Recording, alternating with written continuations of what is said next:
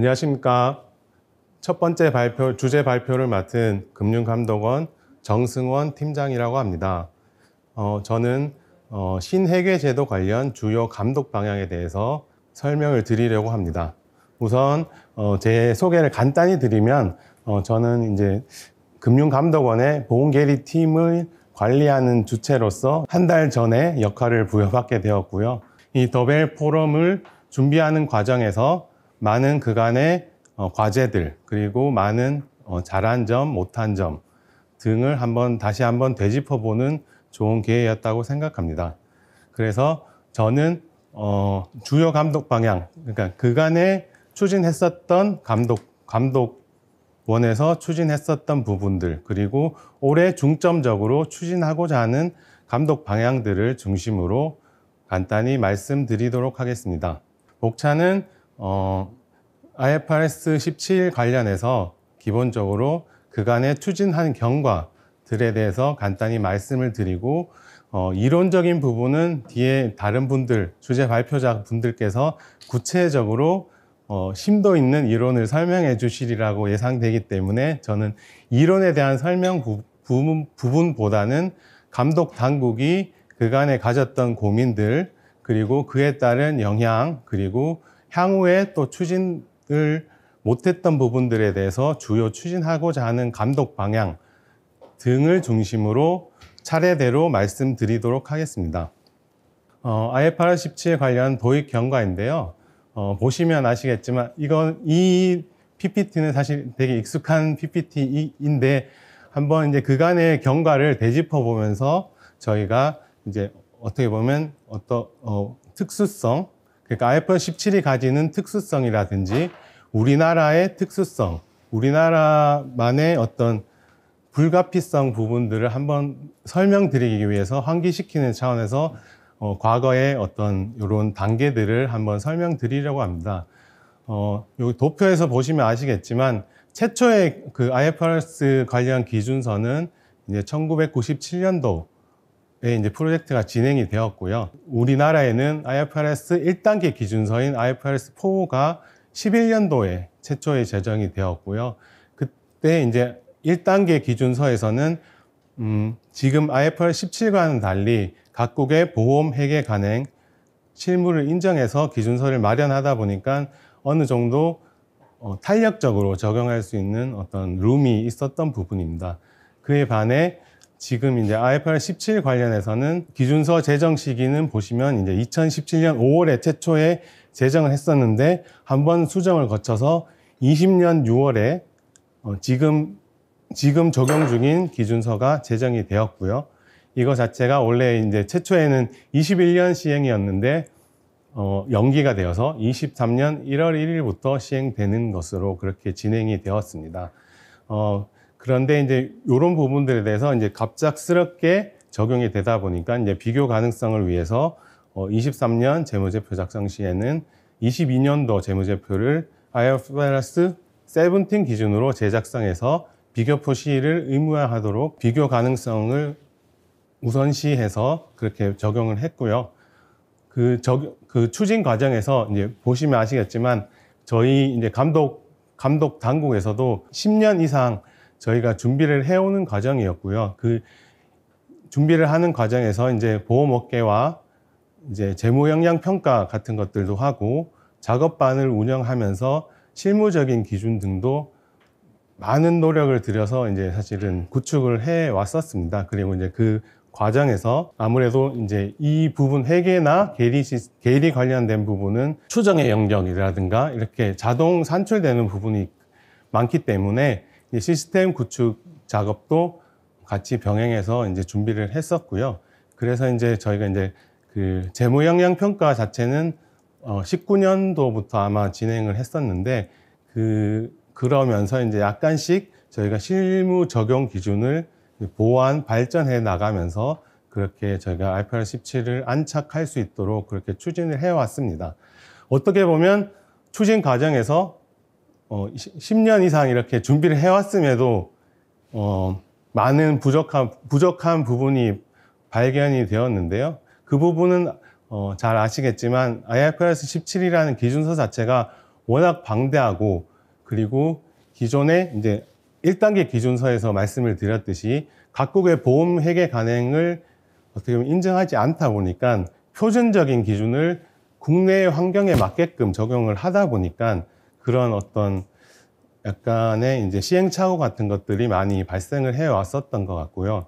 그리고 아까 전에 서두에 설명을 드렸지만 보험 부채라는 것은 대부분 이제 가정이나 추정의 영역이 많기 때문에 그런 부분들에 대해서 적용하고 해석하는 과정에서 어떻게 보면 다양한 그런 해석 방법론적으로 다양한 부분들이 도출이 되다 보니까 각사별로 약간씩의 이제 적용 과정에서 약간씩의 이제 간극이 생겼던 것 같습니다. 그리고 그 우리나라의 특수성도 한번 말씀을 드려야 될 것 같은데요. 우리나라의 특수성이라고 하면 잘 아시겠지만 기본적으로 우리나라의 많은 상품들은 주계약 위주의 상품보다는 이제 특약이 많이 이제 부과가 된 상품이 많다 보니까 어떻게 보면 이 IFRS 17 기준서라는 부분은 저희가 어떤 가지고 있는 상품적인 특성을 모두 반영하기에는 좀 다소 원칙 중심으로 제시를 하다 보니까 좀 저희가 실무적으로 적용하는 과정에서 약간 이제 세부적인 기준들이 미비하다 보니까 그런 부분들이 발생한 것 같고요. 그리고 다음으로 말씀드리고자 하는 바는 그래서 이제 간략하게 이론적인 백그라운드를 설명을 드리고 저희가 이제 22년도 재무제표와 23년도 재무제표를 한번 비교를 해보고 그거에 대해서 어떻게 보면 숫자적으로 달라진 부분들을 한번 설명을 드리도록 하겠습니다. 기본적으로 이제 보험 부채를 측정하는 기준 자체는 제가 이제 아주 심플하게 작성을 했는데요. 심플하게 보시면 이제 IFRS 4 시절에서는 이제 판매 시점, 그러니까 실제 판매를 하는 시점에서의 가정들이 적용이 돼서 보험료를 이제 보험 부채로 이렇게 평가를 해서 부채를 이제 적립하도록 그렇게 되어 있는데 이제 IFRS 17이 되면서 이게 평가 시점의 가정, 그러니까 위험률이라든지 이자율들이 이제 적용해서 좋게 이제 부채도 이제 보험계약 마진, 위험 조정, 최선 추정 부채 이런 측면으로 이렇게 구성이 되도록 되어 있고 좌측편에 보시면 이제 IFRS 4 시절에서는 보면 이제 부가보험료, 순보험료에 대한 각각의 할증들이 이제 부채의 구성 요소로서 반영이 되어 있었는데 이런 부분들이 이제 IFRS 17에서 보면 어떤 특정 이원들에 대한 부분이라기보다는 개별적인 어떤 특성을 반영해서 이제 부채를 구성하는 보험계약 마진, 위험 조정, 최선 추정 부채로 이렇게 구성되게 되었습니다. 그리고 이제 수익 비용 인식 기준은 뭐 간단하게 말씀을 드리면 이제 아까 이제 사회자분께서도 말씀해 주셨지만 이제 현금주의에서 발생주의로 변경이 됨에 따라서 많은 이제 수익과 비용 자체가 인식하는 기준이 달라지다 보니까 기존에 이제 23년도, 24년도 지금 아마 상반기까지 아마 실적 발표들이 많았었는데요. 어떻게 보면 이제 과거에 비해 어떻게 보면 수익이 다소 증가한 회사들이 꽤 이제 많이 등장을 한 것은 대부분 이런 제도 변경 효과라고 보시면 될 것 같습니다. 구체적으로 이제 재무적 영향을 한번 살펴보면 생보사, 손보사 사실 동일한 부분인데요. 자산은 그러니까 4 시절에 22년 말 시절에 비해서 23년 말 시점을 보면 자산은 감소하고 부채도 마찬가지로 감소를 하는데 부채의 감소 규모가 더 커서 이제 어떻게 순자산, 자기 자본이 증가를 하게 되는 그런 모습을 띠게 되고요. 이런 부분에 대해서는 이제 앞서 말씀드렸듯이 부채의 시가 평가 효과도 있고 그리고 보험계약 대출이 이제 자산에서 부채로 변경되는 그런 부분들도 있고 그리고 이제 IFRS 17과 동시에 IFRS 9도 이제 도입이 되면서 그거에 따라서 이제 평가되는 자산들 규모가 예전보다는 이제 많이 이제 증가를 하게 됨에 따라서 그런 부분들이 각각의 영향이 이제 누적이 돼서 이런 모습을 볼 수 있다고 보시면 될 것 같습니다. 그리고 이제 손익 부분은 이제 보험 손익과 투자 손익이 어떻게 보면 물론 이외에 이제 영업의 손익이라는 기타 손익 부분도 있긴 하지만 두 부분으로 이제 나눠서 볼 수 있는데요. 이 부분은 이제 사실 손익의 구성 항목이 많이 이제 IFRS 17, IFRS 4와 17이 많이 변경이 되게 됨에 따라서 어떻게 보험 손익, 투자 손익을 이제 각각 나눠서 보면 정말 많은 변화가 있어 보이긴 합니다만 구성 항목이 변경이 되게 되고 손익 인식 기준이 변경됨에 따라서 변경된 부분이 매우 크기 때문에 이거 자체로서 뭐 드라마틱하게 이제 22년과 23년이 많이 어떤 변경이 있었다라고 보기에는 좀 힘들 것 같고요. 대신 이제 언론이나 이런 부분에서 많이 나왔지만 이제 보장성이나 장기보험 중심의 이제 판매가 조금 더 증가함에 따라서 어떻게 보면 보험계약 마진이 상대적으로 이제 22년도 이전보다는 좀 커진 상태가 되게 됨에 따라서 이제 보험 손익이 좀 개선된 효과가 발생한 것으로 그렇게 분석됩니다. 그리고 이제 신계약비 이연 상각 기간이 이제 과거에는 이제 신계약비 관련해서 이제 7년 상각이 이제 7년을 한도로 이제 상각할 수 있도록 되어 있었는데 이게 이제 보험기간 정기간으로 상각기간이 확대되게 됨에 따라서 보험 손익이 조금 개선되는 효과가 발생한 것으로 보여집니다.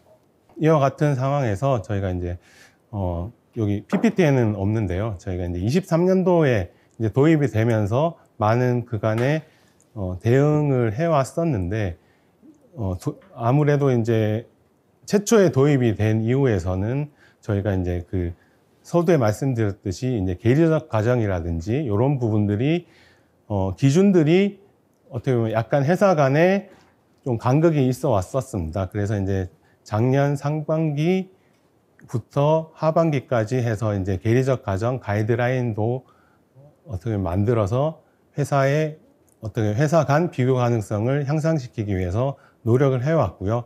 그러한 계리적 과정 가이드라인을 실제 이제 23년 연말에는 시행세칙상에 반영을 해서 그렇게 저희가 이제 IFRS 17 관련해서 초기에 대응을 해왔었고, 이제 2차년도인 올해에서는 지난해 했었던 부분들을 조금 더 업그레이드해서 저희가 크게 3가지 방향으로 저희가 이제 감독 방향을 잡아서 저희가 추진해 오고 있습니다.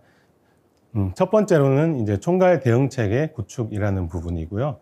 두 번째로는 밀착 점검 소통 강화라는 부분이고요. 그리고 세 번째로는 한시적 계도기간 운영이라는 부분입니다. 총괄 대응 체계 구축을 뭐 뒤에서 설명드리겠지만 간단히 설명을 드리면 기존에 있었던, 그러니까 23년도에 했었던 부분을 조금 더 보완, 개선해 나가는 어떤 부분이라고 보시면 되는데요. 공동협의체, 아마 7월 달에 저희가 공동협의체 1차 회의를 했었고요. 이제 저희가 이제 IFRS 17이라는 것이 어떻게 보면 보험 부서만의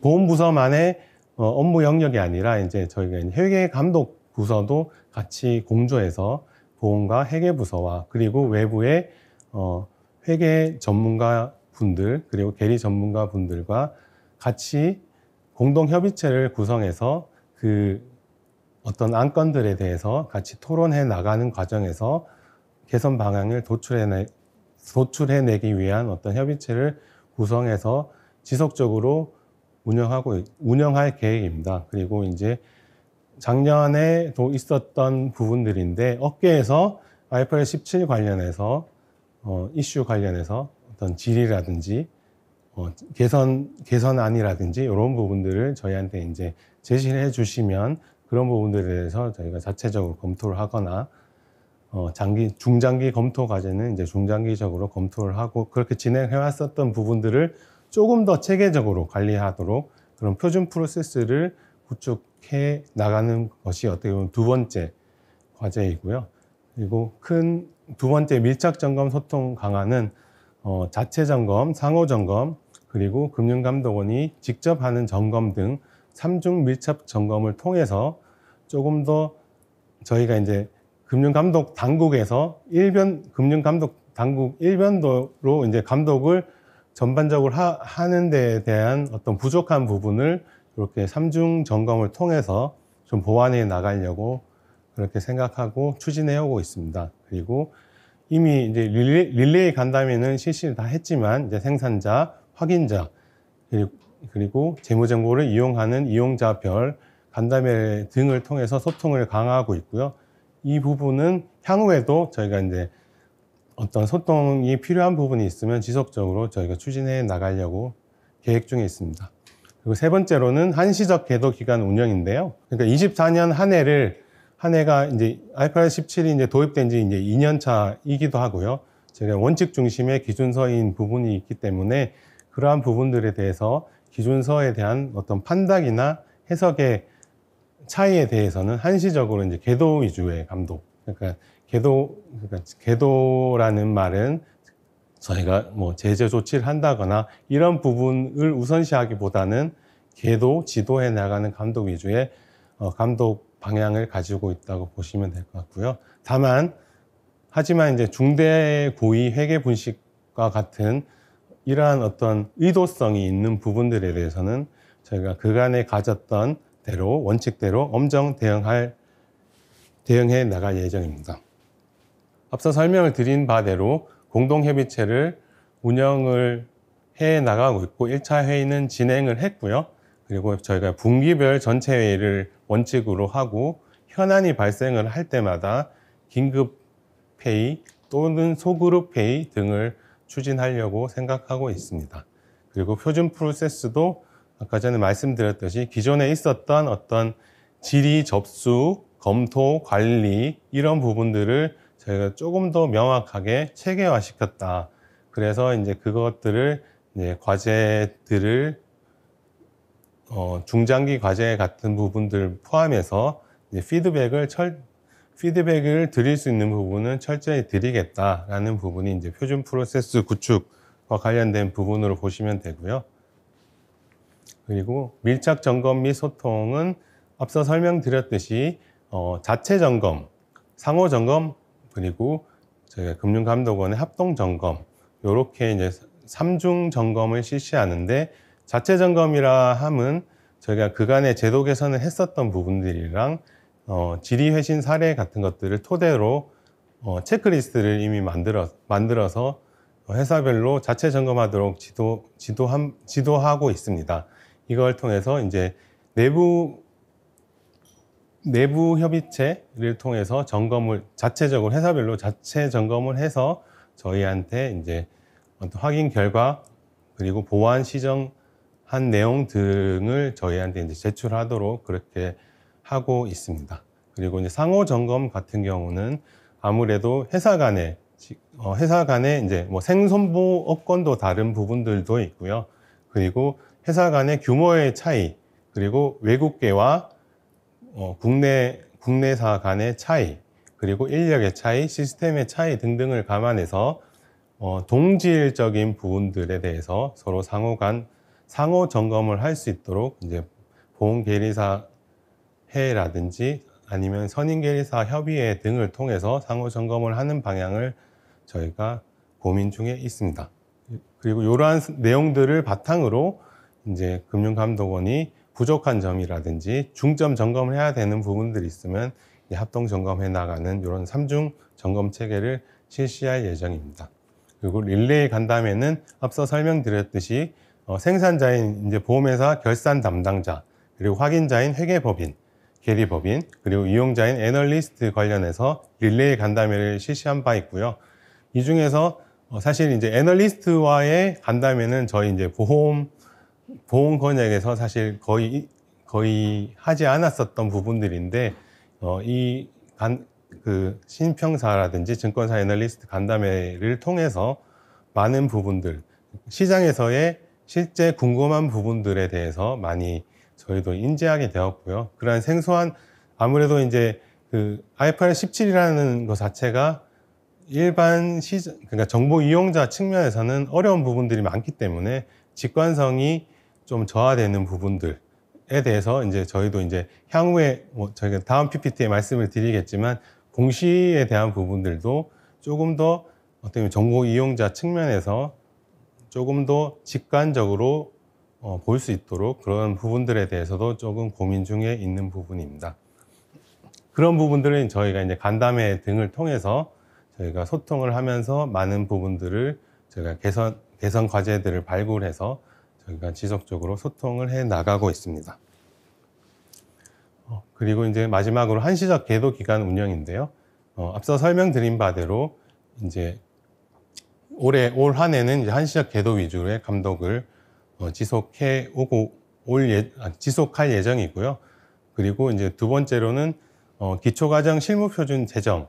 그러니까 저희가 이제 아무래도 이제 작년에 이제 계적과정 가이드라인을 이제 업계의 기준으로서 제시해 드렸듯이 이제 그런 부분들 포함해서 저희가 이제 요 부분에 대해서는 실무 표준 자체는 이제 자체적인 시장 규율, 그러니까 감독 당국이 모든 것을 제정하고 지도하기보다는 업계 자체적으로 자체적인 시장 규율 마련하는데 저희가 주안점을 두고 위험률이라든지 해지율이라든지 이런 부분들을 자율적으로 하는 방향으로 저희가 지금 추진 중에 있고요.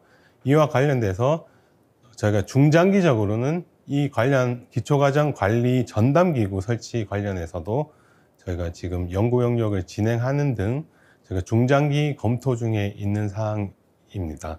그래서 결론적으로 저희가 이제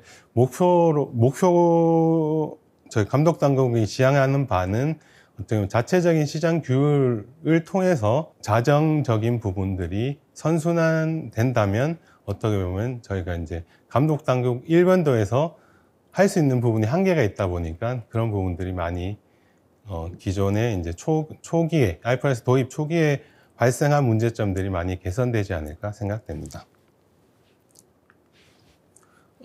참고로 저희가 이제 보험계획회의를 진행하고 있고 저희가 지난 2주 전에 아마 보험계획회의 2차 회의 전체 회의를 했었는데 그때 이제 보도자료에 나왔던 내용들을 제가 발췌해서 여기 PPT에 담아 봤는데요.